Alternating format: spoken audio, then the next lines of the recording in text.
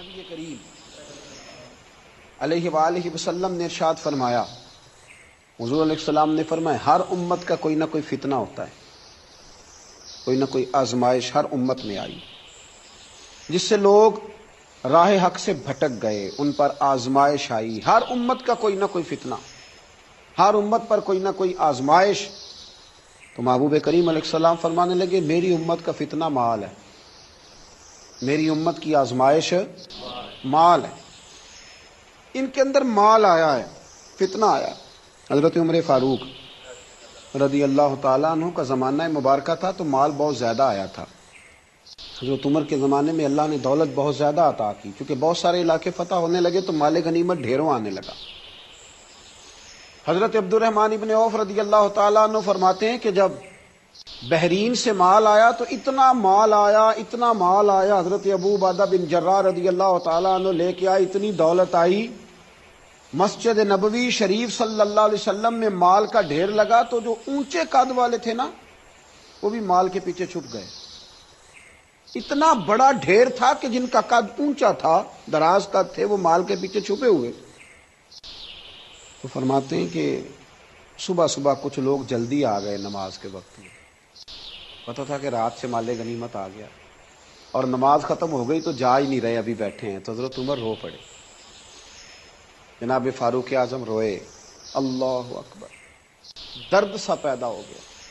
حضور آپ رو کیوں رہے ہیں؟ فرمایا تم اس لیے رکے ہوئے ہو کہ مال آیا ہے؟ لوگوں نے عرض کی حضور ہاں بات تو ٹھیک ہے اور یہ صحابہ کا حق ہے، یہ سب لوگوں میں بٹے گا۔ حضرت عمر فاروق رضی اللہ تعالیٰ عنہ سے کہا جناب آپ شکر ادا کریں، آپ رو رہے ہیں۔ فرمایا تمہیں نہیں نہ پتا، میں نے اپنے نبی پاک سے سنا ہے علیہ السلام، حضور نے فرمایا میری امت کا فتنہ مال ہے، جہاں مال آتا ہے وہاں عداوت بھی آتی ہے، جہاں مال آتا ہے وہاں تلخیاں بھی آتی ہیں، جہاں مال آتا ہے وہاں لالچ بھی آتا ہے، جہاں مال آتا ہے تو وہاں پھر لوگ ایک دوسرے سے بٹورنا بھی چاہتے ہیں۔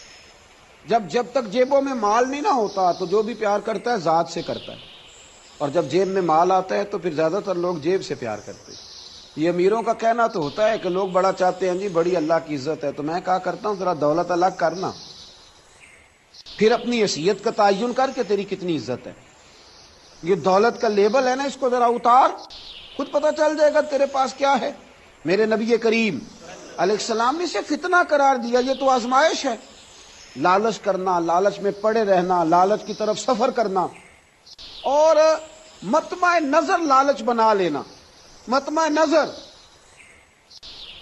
ایک بہت بڑے دولت مند کا میں ایک دفعہ اس کا انٹرویو اخبار میں چھپا تو میں دیکھ رہا تھا، تو کسی نے اس سے پوچھا کہ دولت کیسے کمائی، تو کہنے لگا جی میں نے 10 لاکھ والا کام بھی نہیں چھوڑا اور 10 روپے والا بھی نہیں چھوڑا، سارے کام کیے، بس کوشش کی کہ جہاں سے آ جائے اسے حاصل کر لینا چاہیے۔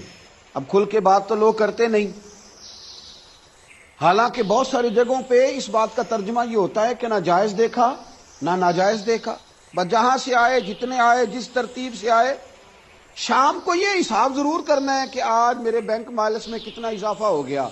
لوگوں نے دولت ہی کی طرف دیکھا، دولت ہی کو پرکھا، پیسے نہیں تو رو پڑے، جائیداد نہیں تو رو پڑے، مکان نہیں تو رو پڑے، جس دن 4 گاہک کم آئے اس دن رو پڑے، جس دن کام دھندا کم ہوا تو سارے زمانے کو بتایا کہ بڑی غربت ہے۔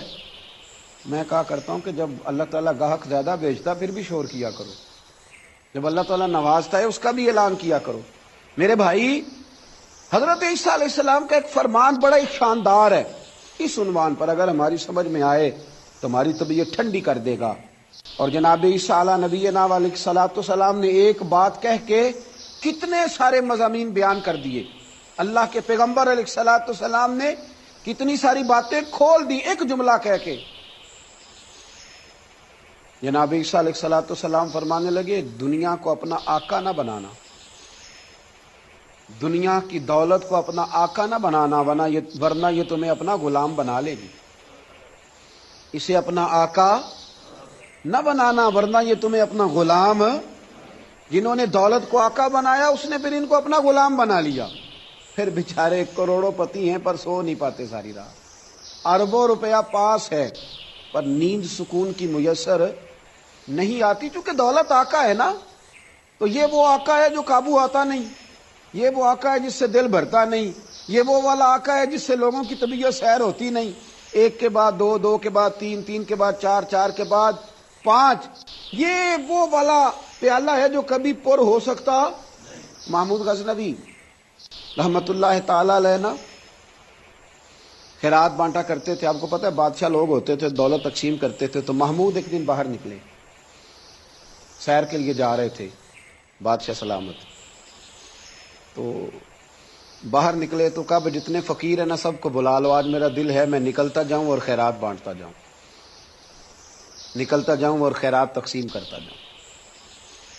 محمود نے اعلان کیا تو بعض اوقات انسان کچھ بات کرتا ہے تو اس کے لفظوں میں نا تھوڑا کر و فر نظر آتا ہے، تھوڑا تکبر نظر آتا ہے، تھوڑا غرور نظر آتا ہے۔ ایک درویش بھی وہاں سے گزر رہے تھے، انہوں نے بھی بادشاہ کا یہ جملہ سنا، انہوں نے بھی بادشاہ کا یہ جملہ سنا، اس طرف توجہ فرمائی کہ لو جی جو جس نے لینا ہے نا آج اسے دیا جائے گا، آج میں بانٹتا ہی جاؤں گا۔ وہ بزرگ بھی آ گئے، کاسا لکڑی کا پیالہ ہاتھ میں پکڑا ہے، وہ بھی تشریف لائے، اور محمود غزنوی جب بانٹ رہے تھے تو انہوں نے بھی اپنا پیالہ آگے کر دیا، انہوں نے بھی کچھ لینے کے لیے پیالہ آگے بڑھایا، تو محمود غزنوی نے اپنی جیب سے چند سکے نکالے، چند اشرفیاں نکالیں، اور جب بابا جی کے پیالے میں ڈالیں تو آواز تو آئی کھٹکنے کی، لکڑی کے پیالے سے جب چاندی کے سکے ٹکرائے تو آواز تو پیدا ہوئی، لیکن بزرگوں نے پیالہ پھر آگے کیا، کہنے لگے اس میں تو کچھ بھی نہیں، تھوڑا اور ڈال دو۔ محمود کہتا ہے میں نظر ڈال کے دیکھا تو پیالہ تو واقعی خالی تھا، بادشاہ تھا، کہہ چکا تھا کہ آج بانٹنا ہے، جو کوئی مانگے گا اسے دینا، پھر جیب میں ہاتھ ڈالا۔ یہ انا کا بت بھی بڑی مشکل سے ٹوٹتا ہے نا، یہ بڑا پکا ہوتا ہے، یہ نہیں ٹوٹتا۔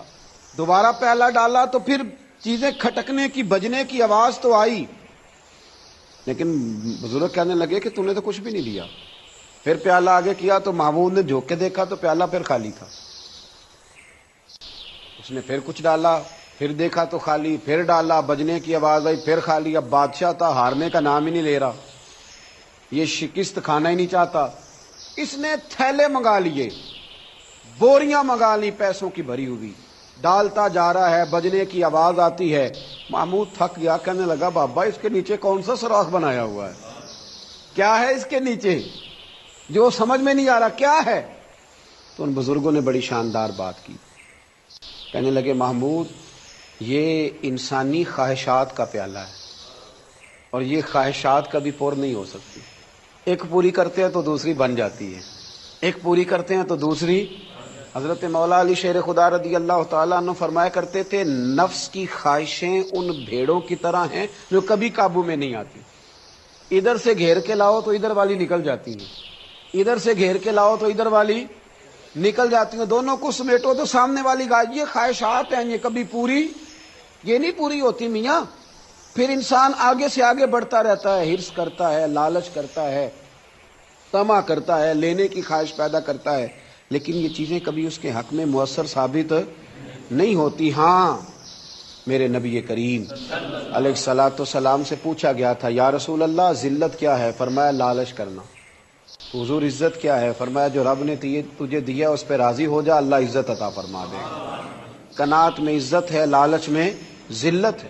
تو ہرس کرنا، ہوس کرنا، مال کے پیچھے بھاگنا، لوگ تعلیم حاصل کرتے ہیں تو مال کمانے کے لیے، ہنر سیکھتے ہیں تو مال کمانے کے لیے، کسی استاد کے پاس جاتے ہیں تو مال کمانے کا طریقہ سیکھنے کے لیے، کسی سے یارانہ لگاتے ہیں تو کہتے ہیں ذرا دیکھو تو صحیح آگے کیسے گیا ہے۔